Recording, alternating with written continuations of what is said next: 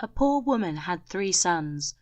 The eldest and second eldest were cunning clever fellows, but they called the youngest Jack the Fool, because they thought he was no better than a simpleton. The eldest got tired of staying at home, and said he'd go look for service. He stayed away a whole year, and then came back one day, dragging one foot after the other, and a poor wizened face on him, and he as cross as 2 sticks. When he was rested and got something to eat, he told them how he got service with the grey curl of the townland of Mischance, and that the agreement was, whoever would first say he was sorry for his bargain should get 1 inch wide of skin off his back, from shoulder to hips taken off. If it was the master, he should also pay double wages. If it was the servant, he should get no wages at all. But the thief, says he, gave me so little to eat, and kept me so hard at work, that flesh and blood couldn't stand it. And when he asked me once, when I was in a passion, if I was sorry for my bargain, I was mad enough to say I was, and here I am, disabled for life." Vexed enough were the poor mother and brothers, and the second eldest said on the spot he'd go and take service with the grey churl, and punish him by all the annoyance he'd given him, till he'd make him say he was sorry for his agreement. "Oh, won't I be glad to see the skin coming off the old villain's back," said he. All they could say had no effect. He started off for the townland of Mischance, and in a 12-month he was back just as miserable and helpless as his brother. All the poor mother could say didn't prevent Jack the Fool from starting to see if he was able to regulate the grey churl. He agreed with him for a year for £20, and the terms were the same.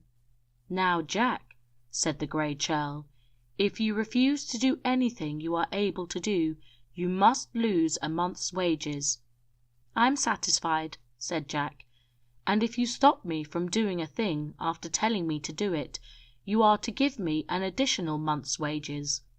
"I am satisfied," says the master. "Or, if you blame me for obeying your orders, you must give the same." "I am satisfied," said the master again.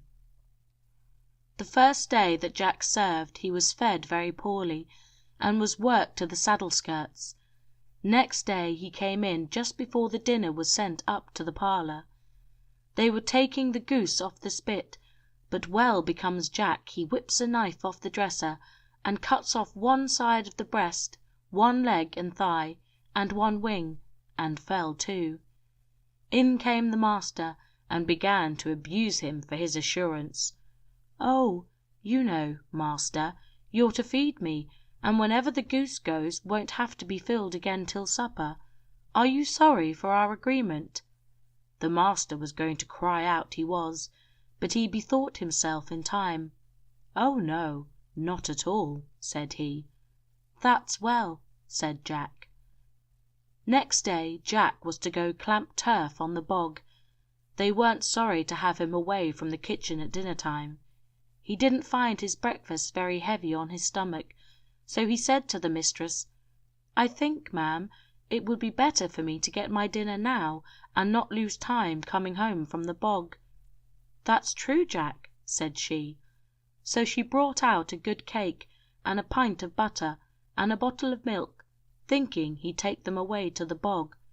But Jack kept his seat, and never drew rein till bread, butter, and milk went down the red lane. "Now, mistress," said he, "I'll be earlier at my work tomorrow if I sleep comfortably on the sheltery side of a pile of dry peat on dry grass, and not be coming here and going back. So you may as well give me my supper, and be done with the day's trouble." She gave him that, thinking he'd take it to the bog, but he fell to on the spot, and did not leave a scrap to tell tales on him, and the mistress was a little astonished. He called to speak to the master in the haggard, and said he, "What are servants asked to do in this country after eaten their supper?" "Nothing at all, but go to bed." "Oh, very well, sir." He went up to the stable loft, stripped, and lay down, and some one that saw him told the master. He came up. "Jack, you anointed scoundrel, what do you mean?" "To go to sleep, master.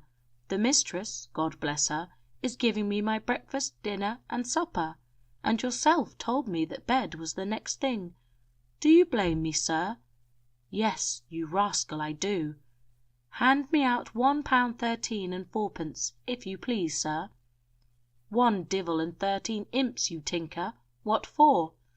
"Oh, I see you forgot our bargain. Are you sorry for it?" "Oh, no, I mean, I'll give you the money after your nap."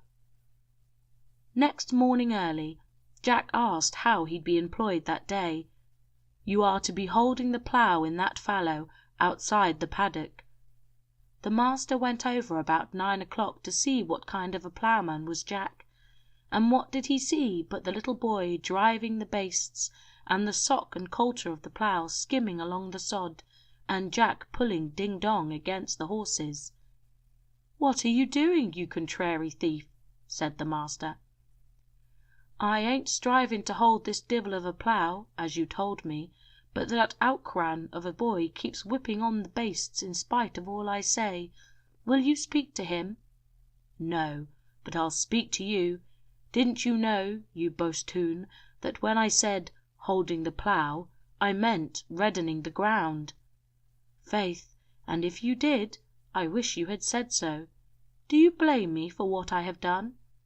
The master caught himself in time, but he was so stomached he said nothing. "Go on, and redden the ground now, you knave, as other ploughmen do." "And are you sorry for our agreement?" "Oh, not at all, not at all." Jack ploughed away like a good workman all the rest of the day.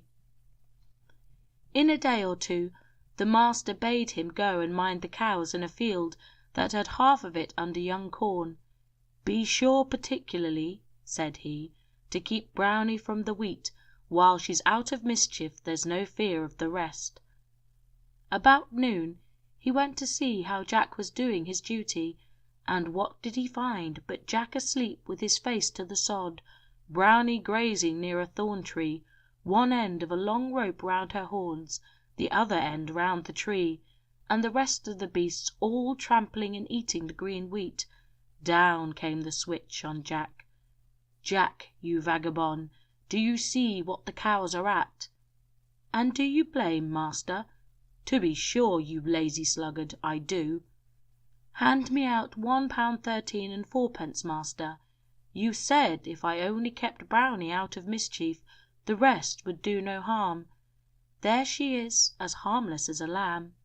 Are you sorry for hiring me?" That is, not at all. I'll give you your money when you go to dinner. Now understand me, don't let a cow go out of the field nor into the wheat the rest of the day." "Never fear, master." And neither did he, but the churl would rather than a great deal he had not hired him. The next day 3 heifers were missing, and the master bade Jack go in search of them. "Where will I look for them?" said Jack. "Oh, every place likely and unlikely for them to be in." The churl was getting very exact in his words. When he was coming into the barn at dinner time, what work did he find Jack at but pulling armfuls of thatch off the roof and peeping into the holes he was making. "What are you doing there, you rascal?" "Sure, I'm looking for the heifers, poor things." "What would bring them there?" "I don't think anything could bring them in, but I looked first in the likely places, that is, the cow houses, and the pastures, and the fields next to them, and now I'm looking in the unlikeliest places I can think of. Maybe it's not pleasing to you, it is." "And to be sure it isn't pleasing to me, you aggravating goose-cap." "Please, sir, hand me £1 13 and fourpence before you sit down to your dinner. I'm afraid it's sorrow that you on hiring me at all." "May the Oh, no, I'm not sorry.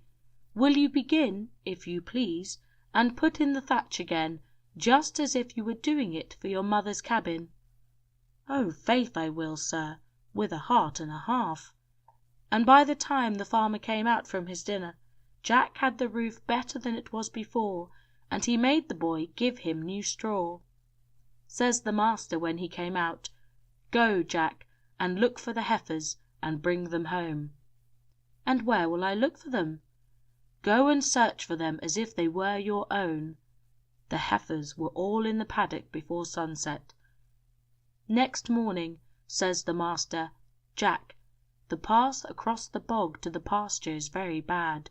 The sheep does be sinking in it every step. Go and make the sheep's feet a good path." About an hour after he came to the edge of the bog, and what did he find but Jack sharpening a carving knife, and the sheep standing or grazing around. "Is this the way you're mending the path, Jack?" said he. "Everything must have a beginning, master," said Jack, "and a thing well begun is half done. I'm sharpening the knife, and I'll have the feet off every sheep in the flock while you'd be blessing yourself." "Feet off my sheep, you anointed rogue, and what would you be taking their feet off for?" "I'm sure to mend the path as you told me. Says you, 'Jack, make a path with the foot of the sheep.'" "Oh, you fool, I meant make a good path for the sheep's feet." "It's a pity you didn't say so, master. Hand me out £1 13 4 if you don't like me to finish my job." "Divil do you good with your £1 13 4." "It's better to pray than curse, master. Maybe you're sorry for your bargain?" "And to be sure I am. Not yet, anyway." The next night the master was going to a wedding, and says he to Jack, before he set out, "I'll leave at midnight, and I wish you to come and be with me home, for fear I might be overtaken with the drink. If you're there before, you may throw a sheep's eye at me, and I'll be sure to see that they'll give you something for yourself." At 11 o'clock, while the master was in great spirits, he felt something clammy hit him on the cheek. It fell beside his tumbler, and when he looked at it, what was it but the eye of a sheep? Well, he couldn't imagine who threw it at him, or why it was thrown at him. After a little he got a blow on the other cheek, and still it was by another sheep's eye. Well, he was very vexed, but he thought better to say nothing. In 2 minutes more, when he was opening his mouth to take a sup, another sheep's eye was slapped into it. He sputtered it out and cried, "Man of the house, isn't it a great shame for you to have anyone in the room that would do such a nasty thing?" "Master," says Jack, "don't blame the honest man.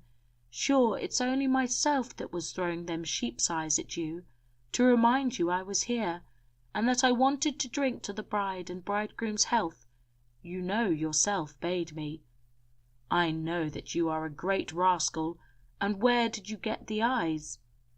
"And where would I get them but in the heads of your own sheep? Would you have me meddle with the beasts of any neighbour, who'd put me in the stone jug for it? Sorrow on me that I ever had the bad luck to meet with you." "You're all witness," said Jack, "that my master says he is sorry for having met with me. My time is up. Master, hand me over double wages, and come into the next room, and lay yourself out like a man that has some decency in him, till I take a strip of skin an inch broad from your shoulder to your hip." Everyone shouted out against that, but, says Jack, "You didn't hinder him when he took the stained strips from my backs of my 2 brothers, and sent them home in that state, and penniless, to their poor mother." When the company heard the rights of the business, they were only too eager to see the job done. The master bawled and roared, but there was no help at hand. He was stripped to his hips, and laid on the floor in the next room, and Jack had the carving knife in his hand ready to begin. "Now, you cruel old villain," said he, giving the knife a couple of scrapes along the floor, "I'll make you an offer. Give me, along with my double wages, 200 guineas to support my poor brothers, and I'll do without the strap." "No," said he, "I'd let you skin me from head to foot first." "Here goes then," said Jack with a grin, but the first little scar he gave, Curll roared out, "Stop your hand, I'll give you the money."